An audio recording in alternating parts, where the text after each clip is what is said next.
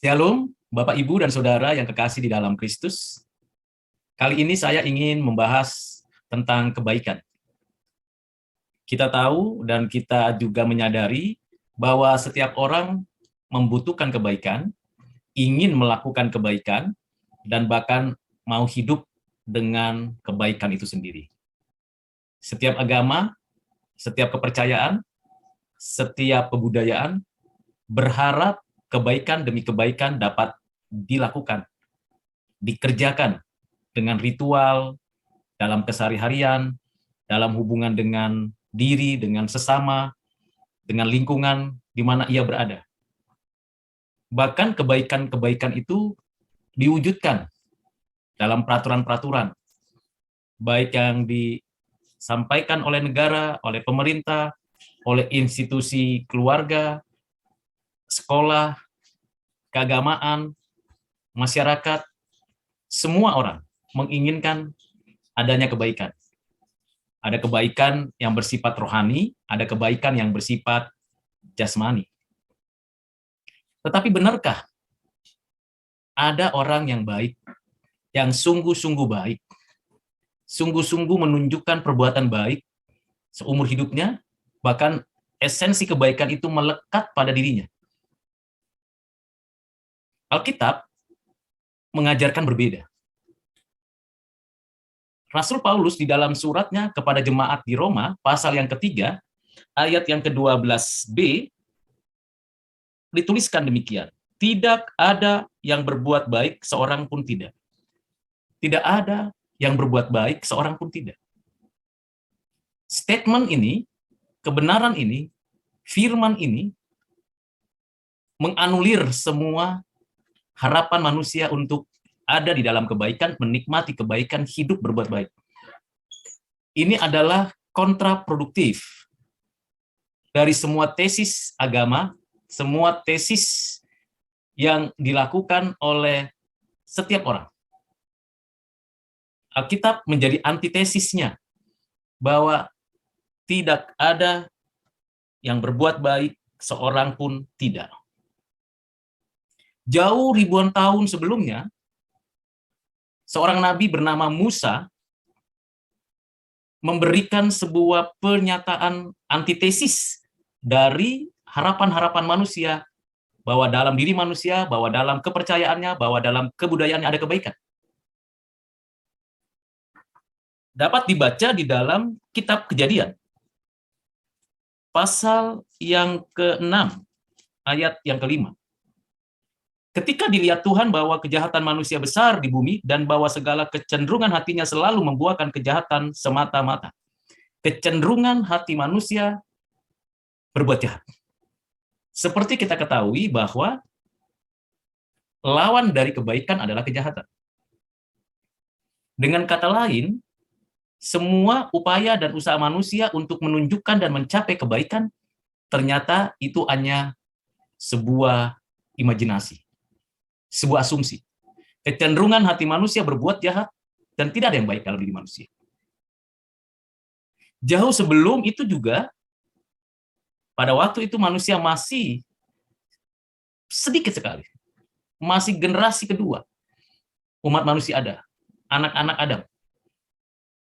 Dituliskan di dalam Kejadian, pasal yang ke-4, ayat ke-7. Apakah mukamu tidak akan berseri jika engkau berbuat baik? Tetapi jika engkau tidak berbuat baik, dosa sudah mengintip di depan pintu, ia sangat menggoda engkau. Tetapi engkau harus berkuasa atasnya. Ternyata memang manusia, keturunan Adam, umat manusia, memang tidak ada seorang pun yang berbuat baik. Jadi adalah aneh dan irasional kalau ada yang mengatakan, anak saya ini baik. Itu subjektif. Itu pengalaman dalam kurun waktu tertentu saja. Esensinya, pada dirinya, tidak baik. Ada yang mengatakan orang itu baik, karena berkaitan dia menolong, dia membantu, dia memberikan perhatian. Tetapi esensinya, kenyataannya, tidak baik. Ini fakta. Jadi ada tesis yang mengatakan Ada yang baik, ada kebaikan, ada harapan untuk itu, tapi ada antitesis yang jelas memang menunjukkan bahwa tidak ada seorang pun berbuat baik. Kalau begitu, apa itu kebaikan? Seringkali kita membuat standar kebaikan menurut saya, kelompok saya, kepercayaan saya, keyakinan saya, kebudayaan saya. Tetapi ketika standar itu disandingkan atau diperhadapkan dengan standar kebaikan dari kelompok lain, suku lain, kepercayaan lain, ternyata tidak sama. Justru ada yang konflik. Bahkan ada yang mengatakan kalau kita menolong orang, sekalipun cara kita menolong, perbuatan kita menolong itu adalah kejahatan, tapi untuk menolong orang lain itu kebaikan. Jadi standar kebaikan itu siapa dan apa yang berlaku universal, yang dapat diterapkan di dalam konteks apapun, kelompok siapapun, dan dimanapun. Mari kita perlu memperhatikan dan merenungkan itu. Jadi jangan cepat-cepat bahkan memberi kesimpulan dengan statement bahwa itu baik, dan ini baik. Perlu dievaluasi, perlu untuk diberikan pengujian. Haruslah kebaikan itu berlaku universal, tidak dipengaruhi oleh konteks apapun, dan kebaikan itu mencakup hal-hal yang sangat esensial dalam kehidupan manusia. Di dalam diri kita, apa itu kebaikan? Apakah kalau tutur kata kita, perbuatan kita, pikiran kita sudah tidak benar, tidak sesuai dengan kesucian, tidak bertindak adil, apakah disebut baik? Tentu dengan mudah kita mengatakan itu tidak baik, itu jahat. Apalagi kalau tidak sinkron apa yang dikatakan dan apa yang dilakukan. Apalagi kalau apa yang dikatakan itu di satu waktu tertentu berbeda dengan apa yang dikatakan di waktu yang lain pada orang yang berbeda. Itu pun menunjukkan tidak baik. Jadi tidak mudah, bukan? Di Bapak, Ibu, Saudara, dan saya pada posisi sebenarnya tidak memiliki lagi kebaikan yang esensial. Karena apa? Karena kita sudah berdosa. Dosa merusak tatanan, struktur, dan arah kebaikan kita. Struktur kebaikan, kalau kita mau lebih dalam berbicara tentang struktur kebaikan, maka di dalamnya bukan hanya berbicara adanya kebenaran, keadilan, kesucian, kerendahan hati, kesetiaan, kemuliaan, tetapi juga keseluruhan itu satu kesatuan yang tidak terpisahkan di dalam kebaikan itu. Satu bagian saja ukuran-ukuran itu tidak terpenuhi, maka sebenarnya kita belum baik. Siapakah yang sudah baik, memiliki kebaikan? Tentu kita yang percaya adanya Tuhan, kita mengatakan dengan iman, dengan keyakinan yang penuh, hanya Tuhan yang baik. Hanya Dia satu-satunya, tidak ada yang lain yang ditunjukkan kepada kita kebaikan. Lalu bagaimana kita menyelesaikan tesis harapan manusia untuk hidup di dalam kebaikan dan antitesis bahwa memang tidak ada yang baik, untuk menemukan sintesisnya, untuk menemukan bahwa sesungguhnya ada kebaikan dan kebaikan itu dinyatakan dan dapat menjadi bagian dari kehidupan kita. Hanya satu yang baik dan satu-satunya, yaitu Allah. Bagaimana kita menunjukkan bahwa Dia adalah yang baik dan kita mengalami kebaikan itu?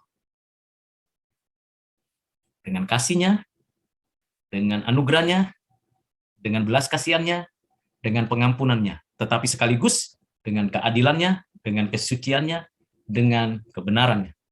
Itu menyatu, tidak terpisahkan, ada pada diri Allah sendiri. Dan itu hanya mungkin kalau Allah sendiri yang menunjukkan kebaikannya untuk setiap orang yang terus berharap kebaikan. Siapakah yang mewakili Allah dan yang mewakili manusia yang menunjukkan kebaikan? Di dalam Mika, pasal yang ke-6 dikatakan, ayat 8, "Hai manusia, telah diberitahukan kepadamu apa yang baik dan apakah yang dituntut Tuhan daripadamu. Selain berlaku adil, mencintai kesetiaan, dan hidup dengan rendah hati di hadapan Allah." Apa yang baik? Tidak ada seorang pun yang berbuat baik. Bapak, Ibu, Saudara, dan saya bukan orang baik. Di hadapan Tuhan yang maha baik, kita adalah orang berdosa. Kita bisa menolong orang lain. Kita bisa membantu orang lain. Bahkan kita bisa memperhatikan orang lain. Kita bisa menikmati kebaikan orang lain. Semuanya adalah kebaikan karena adanya kebaikan Tuhan. Kalau Tuhan tidak memberi kebaikannya, maka hati nurani kita pun tidak mungkin, bahkan kekuatan kita pun tidak mungkin, bahkan sikap hati kita pun tidak mungkin untuk bertindak berbuat baik. Lalu bagaimana supaya kita itu bisa mengalami kebaikan Tuhan? Dengan cara apa dan dengan kekuatan siapa? Jadi saya ulangi, ada tesis, harapan, imajinasi orang-orang yang beragama, yang berkepercayaan, yang berkebudayaan, dengan segala pengaturan untuk bisa menikmati, mengalami, menerima kebaikan, mendapatkan kebaikan. Tapi ada antitesis yang menunjukkan bahwa kita ini bukan orang baik. Kecenderungan hatinya berbuat jahat, dan bahkan kita terus maunya berbuat jahat. Tapi ada kebaikan, sintesa, yaitu Tuhan yang menunjukkan kebaikan. Melalui siapa? Melalui dirinya sendiri, yang mengutus anaknya Yesus Kristus. Ialah kebaikan itu sendiri. Dialah sang kebaikan. Ialah yang menunjukkan kebaikan itu. Sejak menjadi manusia, inkarnasi, sejak dalam kandungan sampai kematiannya, ia sempurna berbuat baik, bertindak baik, dan melakukan kebaikan. Bahkan di atas kayu salib pun ia menunjukkan kebaikannya dengan pengampunan, dengan memberi jaminan, dengan memberikan kemurahan hatinya. Bahkan setelah ia dikuburkan, ia menunjukkan kuasa kebaikannya, kebangkitannya, dan ia menyediakan yang baik itu untuk umatnya. Inilah sang kebaikan. Inilah sintesanya dari antitesis, bahwa ternyata ada yang baik, dan satu-satunya, yaitu Yesus Kristus. Hal yang menarik adalah ketika sang kebaikan ini menunjukkan kebaikannya dengan mati di atas kayu salib, menunjukkan kebaikannya dengan bangkit dari kematian, dan menunjukkan kebaikannya dengan duduk di sebelah kanan Allah Bapa, dengan menunjukkan kebaikannya, maka siapa yang percaya, siapa yang terhisap, siapa yang berada dalam kebaikannya, akan mengalami hidup untuk menunjukkan kebaikan demi kebaikannya dalam kesehariannya. Inilah yang namanya transformasi hidup berbuat baik. Jadi berbeda harapan dengan realita. Harapan yang standarnya subjektif dan tidak universal, tapi dengan realita ada orang yang ada di dalam sang kebaikan, menunjukkan kebaikan itu. Karena itu, Bapak Ibu Saudara, apakah Bapak Ibu Saudara sudah ada di dalam sang kebaikan? Supaya benar-benar menikmati kebaikan Tuhan. Kiranya renungan yang saya sampaikan menjadi renungan kita bersama. Mari hidup di dalam kebaikan dan menikmati kebaikan dan berbagi kebaikan dan mengalami kebaikan. Karena Allah yang mengaruniakan anaknya, Yesus Kristus, telah menyerahkan nyawanya untuk menunjukkan kebaikan. Dan kebaikannya itu sempurna, kekal. Itulah yang dicari bangsa-bangsa.